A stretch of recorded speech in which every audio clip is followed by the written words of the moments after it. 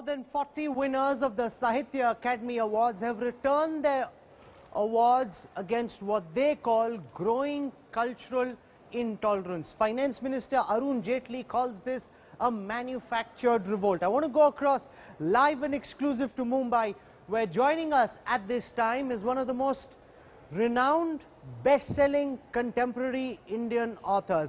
Amish Tripathi, author of the Shiva trilogy, is joining us on this broadcast. Amish, welcome to India Today. You would have been following the huge controversy around all these authors returning their Sahitya Akademi Awards. They say India is becoming culturally intolerant. Do you think that is a fair assessment? Do you think it's okay for these authors to return their awards, Amish? Awards, recognition, money, for the sales of the books, everything that the writers receive or have received, they don't receive it from the government, they receive it from Indian society. And in effect, what they're doing is passing judgment on Indian society. I never comment on politics. I'm not going to say anything about what the governments are doing. But as far as Indian society is concerned, if you look at the data, and I admit that there are heinous incidents that have happened, and the criminals who have carried out those attacks must be punished. The full force of the law must be brought on to those criminals. But if you look at the data, to say that all 1.25 billion people living in India have turned communal, I think that may be a bit of a stretch. The data doesn't support that argument. Amish, do you sense, though, that communal tempers have been rising over the past few weeks?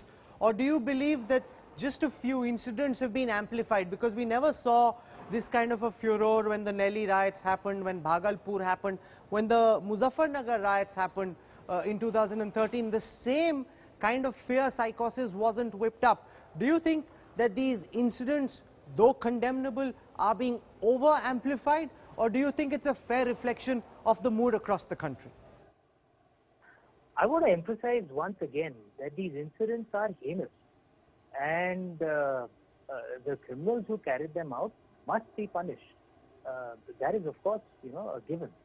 But what I always advise is that when you look at a country of India's scale, there are 1.25 billion people. It's more of a continent than a country. More people live in India than all of North America and South America put together.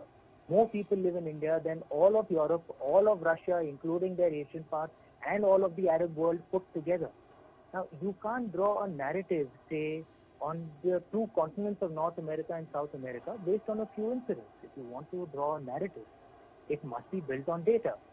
Some of these authors who've returned their Sahitya Akademi Awards are guilty in a sense of hypocrisy, of actually playing politics. They may have a problem with the current dispensation, and therefore, by symbolically returning their awards, they're sending a political message, much more than a social message. Do you believe, Amish, this is a political fight? It would be wrong of me to comment on what is going on in the mind of other authors. I don't know. I don't know what's going on in their mind. I am communicating what feels right to me. And my submission is that if you look at the data, I don't think you can build a case that that India, either today or at any point of time in the last 60 years, has been a victim of mass religious violence that one sees in a few other countries. It's become fashionable in some senses to return these Sahitya Akademi Awards to score political brownie points. You're saying data doesn't support the contention that religious violence is growing, yet a psychosis is being created where people are being made to believe that India has suddenly become intolerant. What do you believe, as a society, as a people, as a country, is the way forward? Look, India is a free country. Like most free liberal democracies, we are also a noisy country. A lot of people say a lot of things, and as a liberal, as a supporter of freedom of expression, I will support the right of everyone to say things, even if I disagree with some of them. However, what I think perhaps is required in a public discourse is a little bit of calmness. We all need to take a deep breath. We need to step back and actually look at our country. I'm a patriot. I love my country. I love India. But I always say that patriotism should not blind us to things that need to be improved. But I always advise that we should use data to find what are the things that need to be improved. No, but data doesn't capture the atmosphere. Data doesn't capture fear. It captures sheer numbers. But opponents would argue, Amish, that there is a sudden sense of fear that's been created. Do you think that's a real sense of fear and paranoia? Is it an exaggerated sense of paranoia, or is it just a trumped up sense of fear that is sought to be created? I believe it was, I'm not sure, but I believe it was Stalin who said that one death is a tragedy, but a million deaths is a statistic.